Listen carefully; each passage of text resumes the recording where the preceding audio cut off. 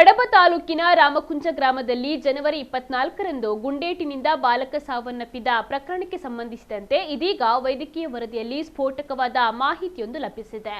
ಬಾಲಕ ಆತ್ಮಹತ್ಯೆಗೆ ಮುನ್ನ ತಂದೆಗೆ ಶೂಟ್ ಮಾಡಿರುವುದು ವೈದ್ಯಕೀಯ ವರದಿಯಲ್ಲಿ ದೃಢಪಟ್ಟಿದೆ. ರಾಮಕುಂಜ ಗ್ರಾಮದ ಪಾದಿ ನಿವಾಸಿ ವಸಂತ ಅಮೀನ್ ಮತ್ತು ಜಯಶ್ರೀ ದಂಪತಿಯ ಪುತ್ರ 17 ವರ್ಷ ಪ್ರಾಯದ ಮೋಕ್ಷ್ ಪಾದಿಯಲ್ಲಿರುವ ಮನೆಯಲ್ಲಿ ಗುಂಡೇಟಿನಿಂದ ಮೃತಪಟ್ಟಿದ್ದರು.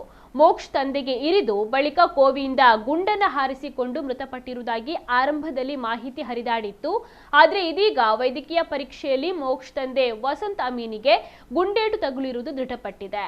ಪೊಲೀಸರು ನೀಡಿರುವ ಮಾಹಿತಿಯ ಪ್ರಕಾರ ಈ ಘಟನೆ ಮೊದಲು ಬೆಳಕಿಗೆ ಬಂದಾಗ ಕೌಟುಂಬಿಕ ಕಲಹದ ಕಾರಣದಿಂದಾಗಿ ಮೋಕ್ಷ್ ತನ್ನ ತಂದೆಯ ಹೊಟ್ಟೆಗೆ ಚಾಕುವಿನಿಂದ ಇರಿದು ಬಳಿಕ ತನ್ನ ತಂದೆಯ ಪರವಾನಗಿ ಪಡೆದ SBBL ಬಂದೂಕನ್ನು ತಾನೇ ತಿರುಗಿಸಿಕೊಂಡಿದ್ದನೆಂದು ವರದಿಯಾಗಿತ್ತು. ವಸಂತ ಅಮೀನ್ ಅವರು ಮಂಗಳೂರಿನ ಖಾಸಗಿ ಆಸ್ಪತ್ರೆಯಲ್ಲಿ ಚಿಕಿತ್ಸೆಯನ್ನು ಪಡಿತಾ ಇದ್ರು. ಇದೀಗ ವಿವರವಾದ ವೈದ್ಯಕೀಯ ಪರೀಕ್ಷೆಗಳು ವಸಂತ ಅಮೀನ್ ಅವರ ಹೊಟ್ಟೆಯ ಮೇಲಿನ ಗಾಯವು ಬಂದೂಕಿನ ಗುಂಡಿನಿಂದ ಉಂಟಾಗಿದೆಯೇ ಹೊರತು ಚಾಕುವಿನಿಂದ ಅಲ್ಲ ಎಂದು ದೃಢಪಡಿಸಿವೆ. ವಸಂತ ಅಮೀನ್ ಚಿಕಿತ್ಸೆಯನ್ನು ಪಡೆದು ಆಸ್ಪತ್ರೆಯಿಂದ ಬಿಡುಗಡೆಯಾಗಿದ್ದಾರೆ.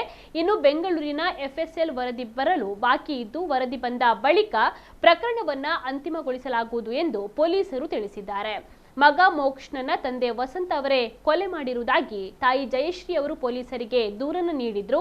ಇದೀಗ ಪ್ರಕರಣಕ್ಕೆ ಸಂಬಂಧಿಸಿದಂತೆ ಸ್ಫೋಟಕವಾದ ಮಾಹಿತಿ ಹೊರಬಿದ್ದಿದ್ದು FSL ವರದಿ ಬಂದ ಬಳಿಕವೇ ಈ ಪ್ರಕರಣಕ್ಕೆ ಪ್ರಮುಖವಾದ ಕಾರಣ ಏನೆಂದು ತಿಳಿದು ಬರಲಿದೆ.